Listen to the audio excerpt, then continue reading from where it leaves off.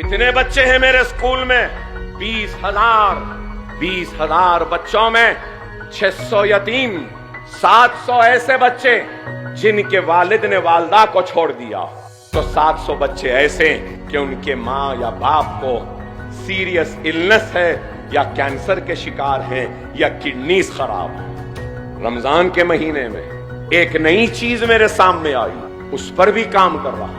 मैंने अपने स्कूल के सारे यतीम बच्चों को बुलाया, उन सबको ईद के नए कपड़े दिए, लिफाफे में ईदी दी और उस यतीम के सर पर हाथ रखा और सबको रवाना किया खुशियों के साथ। और फिर एक 50-100 बच्चे खड़े थे, तो मुझे गुस्सा आया कि मैं यतीमों को बुलाया था, ये दूसरे कौन हैं?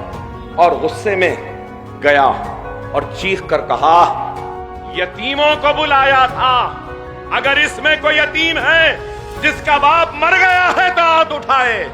तो सिर्फ 2 उठाए 50 में से। मैंने कहा चलो 2 इधर आ जाओ, बाकी लोग क्यों खड़े हैं?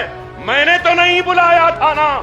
तो उसमें से 2 लड़कियां मेरे गुस्से को देखकर रोने लगी। मैंने पूछा क्यों रो रहे हो? तो 2 लड़कियां रोते रोते कहने लगी, अकबर भाई हमारा बाप जिंदा है लेकिन 12 साल हो गए, हमारे बाप ने हमारा पुरसाने हाल नहीं जाना, 12 साल हुए हमने उनको नहीं देखा, उसने हमको नहीं देखा, हमारे पास ईद के लिए कपड़े नहीं है, कोई नहीं है, हमारी माँ घरों में बर्तन मांजती है, हम यतीम नहीं हैं लेकिन यतीमों जैसी जिंदगी गुजार रहे हैं। मैं आगे बढ़कर उन रोती हुई बच्चियों को अपने गले लगा लिया और कहने लगा, बेटी मुझे माफ कर दो, मेरे गुस्से को माफ कर दो, तुम फिक्र न करो, तुम्हारा बाप अकबरुद्दीन ओवैसी की शक्ल में जिंदा है। और उन सब को भी बुलाया, उनको भी दिया। उनको देने के बाद जब उनसे ईद मिलने के लिए गया तो और एक चीज सामने आई, शायद करने वालों के सामने ही आता, जिससे कराना है अल्लाह दिखाता।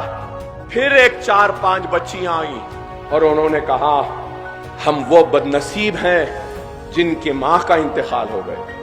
मैंने हैरत से देखा तो उन लड़कियों ने कहा, अकबर भाई हमारी माँ नहीं है और हमारे माँ के इंतकाल के 15 रोज में ही हमारी वालिद ने दूसरी शादी कर ली। हमारी सौतेली माँ हमारा ख्याल नहीं रखती।